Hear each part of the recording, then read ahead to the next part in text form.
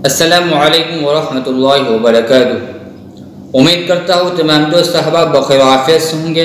اللہ تعالیٰ آپ تمام لوگوں کو ہمیشہ اسی طرح خوش رکھیں۔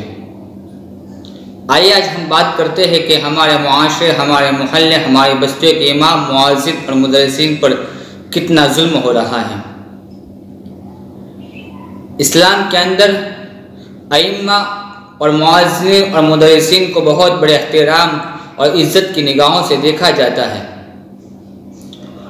اور ان کے فضائل کے بارے میں اللہ کے نبی علیہ السلام کی احادیث مبارکہ موجود ہے کہ اللہ کے نبی علیہ السلام نے ان کو کن طریقوں سے عزت و احترام سے دیکھا ہے اور ان کو عزت دی ہے۔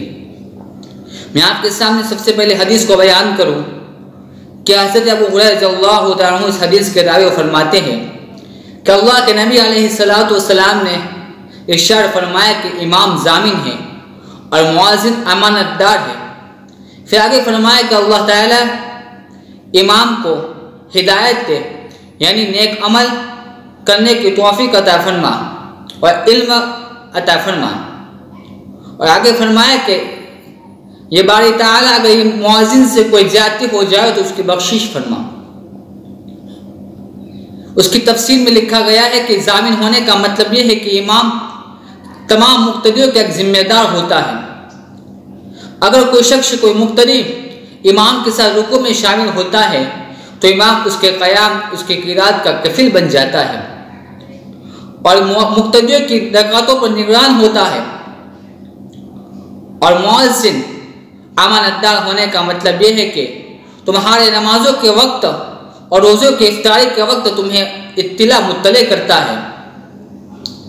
ایک دوسری حدیث میں بھی اللہ کے نبی علیہ السلام نے ان امام اور مؤذن کی عزت و احترام کو مرتبہ کو بیان کرتے ہوئے ارشاد فرمایا کہ کل قیامت کے دن 3 شخص ٹیلوں پر ہوں گے۔ ان میں سے ایک وہ شخص ہے جو لوگوں کو 5 وقت کی نماز اذان دیتا ہے، یعنی مؤذن، اور دوسرا وہ شخص جو لوگوں کی امامت کرواتا ہے، لوگ اس سے راضی ہے، اور تیسرا وہ غلام ہے جو اپنے آقا کے اللہ تعالیٰ کے حقوق کو ادا کرنے کے ساتھ ساتھ، اللہ کی فرما برداری کرنے کے ساتھ ساتھ اپنے آقا کے حقوق کو بھی ادا کرتا ہوں۔ کتنی روایات ہیں جو میں آپ کے سامنے بیان کروں۔ ان ائمہ، ان مؤذنین کی فضائل کے بارے میں اللہ کے نبی نے کئی حدیثوں کو بیان فرمایا کہ وہ مشہور روایت ہمارے سامنے نہیں ہے۔ حضرت معاویہ رضی اللہ تعالیٰ عنہ فرماتے ہیں کہ کل قیامت کے دن مؤذن کی گردنیں ان کی عزت کی وجہ سے، ان کے بلند مرتبے کی وجہ سے لمبی ہوگی۔ ان روایات، ان فضائل کو سنتے ہی ہر ایک کے دل میں امنگ پیدا ہوتی ہے، امید ہوتی ہے کہ میں مؤذن بنتا، میں امام بنتا، میں معلم بنتا، میں استاد بنتا، میں حافظ قرآن بنتا۔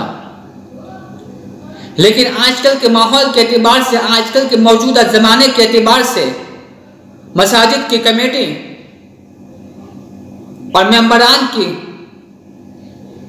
غلط سازشوں کی وجہ سے، ان کے غلط کاموں کی وجہ سے، ان کے رویوں کی وجہ سے ہر ایک کے دل میں یہی سوچ ہے کہ میں امام نہ بنتا، میں حافظ نہ بنتا، میں مؤذن کیوں بنا، میں عالم کیوں بنا، میں آج کسی مزدور کر کے اپنے گھر کا گزران چلاتا۔ آخر تمام وجہ کیوں ہے؟ اس کی وجہ ہے کہ ایک طرف امام کو تنگ کیا جاتا ہے، مؤذن کو غلط نظروں سے دیکھا جاتا ہے۔ کبھی کبھی تو مسجد والی کمیٹی کی اتنے خطرناک رویے ہوتے ہیں کہ امام کو اور مؤذن کو ذلیل کرتے ہیں۔ ہاں، ہم کہتے ہیں کہ مؤذن کوئی فرشتہ نہیں، امام کوئی فرشتہ نہیں، وہ بھی ہمارے طرح انسان ہیں، ان سے غلطیاں ضرور ہوتی ہے، ان سے کوئی گناہ ضرور سرزد ہو جاتا ہے، لیکن ان کو سمجھانے کا انداز بھی الگ ہوتا ہے۔ آئیے تنہائیوں میں سمجھائیے، ان کو الگ بلا کر ان کو سمجھائیے، وہ آپ کی بات کو تسلیم کریں گے۔ لیکن آپ پوری مسجد کی کمیٹی کے سامنے ان کو ذلیل کرتے ہو۔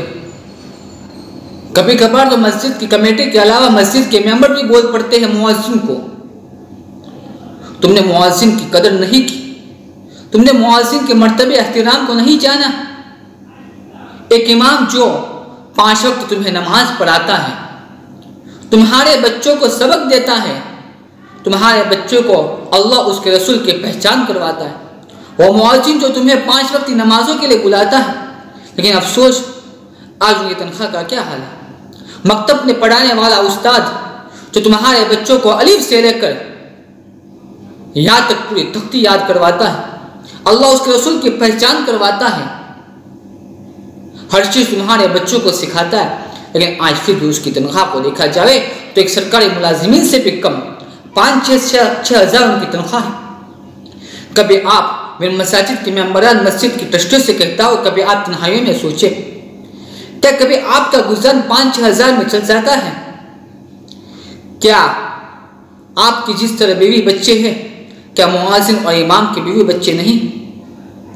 کیا مؤذن کے رشتہ دار نہیں ہیں؟ کیا ان کے پاس وہ محبت نہیں ہے جو آپ کے گھروں میں محبتیں ہیں؟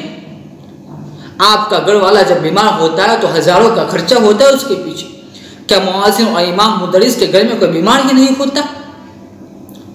آج کل کے مسجد والے ٹرسٹی یہ سمجھتے ہیں کہ ہم امام اور مؤذن اور مدرس کو کم پیسے دے کر، کم تنخواہ دے کر ہم مسجد کے مال کو، مسجد کے پیسے کو بچا رہے ہیں۔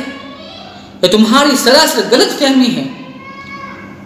تم مسجد کے مال اور مسجد کے امت کے مال کو نہیں بچا رہے، بلکہ تم اپنے لیے آخرت کے لیے مصیبتیں مول رہے۔ آج ہمیں امام کی تلاش نہیں، ایک مؤذن کی ہمیں تلاش نہیں، بلکہ ہمیں ایک غلام، ایک نوکر کی تلاش۔ ہم امام اور مؤذن پر کتنا ظلم کر رہے ہیں۔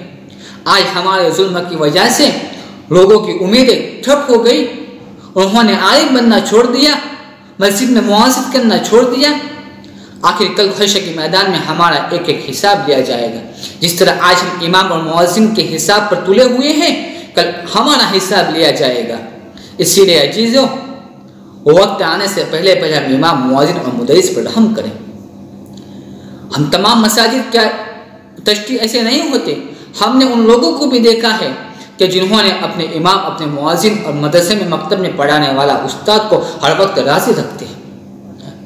جب استاد کے گھر والے بیمار ہوتے ہیں تو وہ اپنے گھر سے چل آتے ہیں، ان کو پیسے، ان کی مدد کرتے ہیں۔ کبھی تنہائیوں میں بیٹھ کر سوچیے کہ جو امام ہمیں وقت پر نماز پڑھاتا ہے، مؤذن ہمیں نماز کے لیے بلاتا ہے، اور مدرسہ کا مکتب میں پڑھانے والا ایک استاد، ایک عالم ہمارے بچوں کو سبق پڑھا رہا ہے، کبھی ہم ان کے گھر کی فکر لیں۔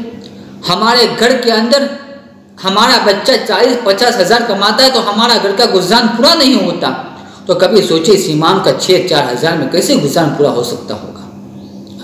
پھر ہم کہتے ہیں کہ ہماری نمازوں میں خشوع نہیں ہوتا، خشوع پہ کیسے ہوگا جب امام کی تنخواہ کم ہے اور گھریلو چیزیں، گھریلو سامان، گھریلو پریشانیاں زیادہ ہیں، تو امام بھی نماز میں نہیں سوچتا ہوگا کہ بچہ بیمار ہے، اس کی دوا کا خرچہ کہاں سے لاؤ، کل دودھ کے پیسے باقی ہے، اس کے پیسے میں کہاں سے ادا کرو، لائٹ بل کا بڑھنے کا باقی ہے اور میں کہاں سے بڑھوں۔ اس امام سے جا کے پوچھو کہ اپنا گزران کس سے چلتا ہے، وہ جانتا نہیں چلتا، اسی لیے آپ کے سامنے ہاتھ بھی نہیں پھیلاتا، اور جانتے اس بات کو کہ میں نے ہاتھ بھی پھیلائے تو کل کو مجھے رسوا کریں گے۔ اسی لیے میں تمام ٹرسٹی حضرات سے اور مسجد کے تمام ممبران سے گزارش کرتا ہوں کہ اپنے اماموں، اپنے مؤذنین اور مکتب میں پڑھانے والے استاد محترم کی عزت اور احترام کرو۔ ان استادوں کا احترام کرو گے تو تمہارے بچے تمہارا احترام ضرور کریں گے۔